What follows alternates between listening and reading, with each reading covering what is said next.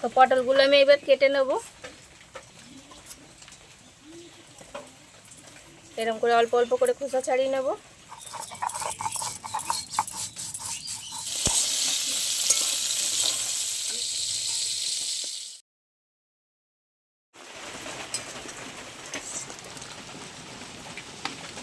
নমস্কার বন্ধুরা, আশা করি আপনারা সবাই ভালো আছেন। রুমার রেসিপি উইথ ভিলেজ ফুডে আপনাদের অনেক অনেক স্বাগত। আজকে আবার আমি চলে এসেছি একটা নতুন রেসিপি নিয়ে। আজকে আমি বানাবো পটলের একটা দুর্দান্ত নিরামিষ রেসিপি, যেটা দুধ পটল। তা দুধ পটল কেমন করে বানাই আপনারা অবশ্যই ভিডিওটা শেষ পর্যন্ত দেখবেন। আর আমাদের এদিকে এখন বৃষ্টি হচ্ছে, তাহলে চলুন আমি রান্নাটা শুরু করি। তো পটলগুলো আমি এবার কেটে নেব। এরকম করে অল্প অল্প করে খোসা ছাড়িয়ে নেব।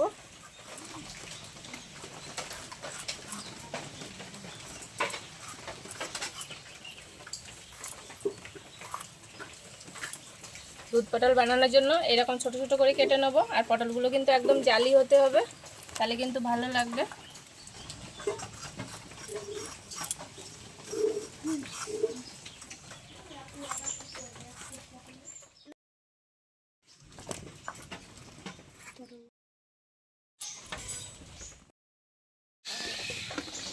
পটলগুলো আমি ভালো করে ধুয়ে নেব। পটল তো কেটে ধুয়ে নিয়েছি, আর লাগবে আমার পোস্ত। তা আমি পোস্তটা সিলে বেটে নেব। আর দেবো কাঁচা লঙ্কা, একসাথে বেটে নেব।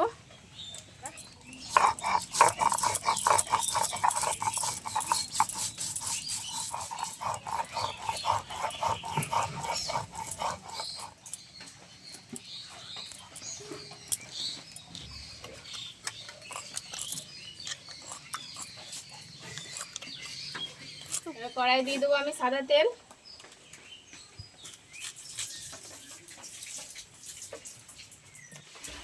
তেলটা গরম হয়ে গেছে, আমি পটলে কিছু না দিয়ে ভেজে নেব।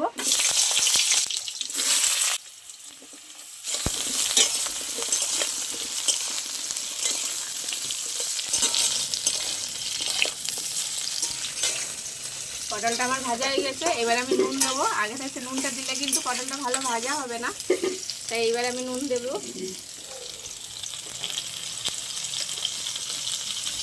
দিয়ে এবার 2 মিনিট নেড়ে নেবো ভালো করে।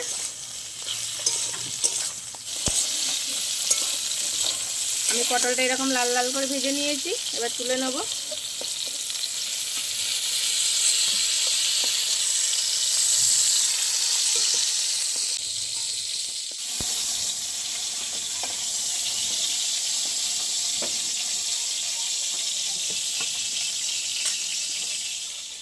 তেলে ফোড়ন দিয়ে দেবো গোটা গরম মশলা, এলাচ, দারচিনি আর লবঙ্গ নিয়েছি। দিয়ে দেবো জিরে ধনে বাটা।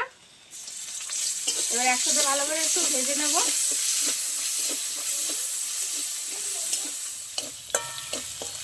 এবার দিয়ে দেবো পোস্ত বা কাঁচা লঙ্কা বাটা।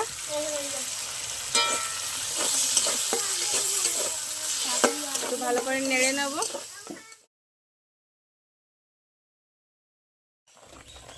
এবার দিয়ে দেবো দুধ। আমি 1 বাটি দুধ নিয়েছি।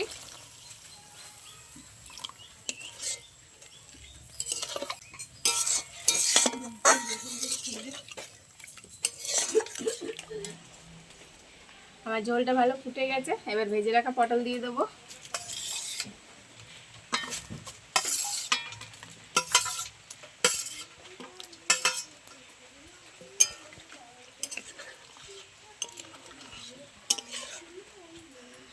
এবার ঝোলের পরিমাণে নুন দিয়ে দেবো। আমি পটল ভাজার সময় নুন দিয়েছিলাম।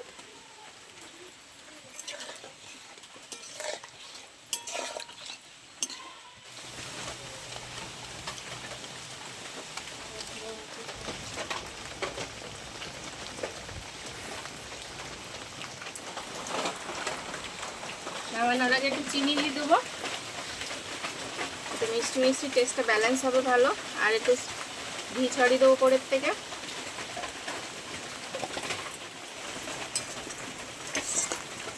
এবার নামিয়ে নেব।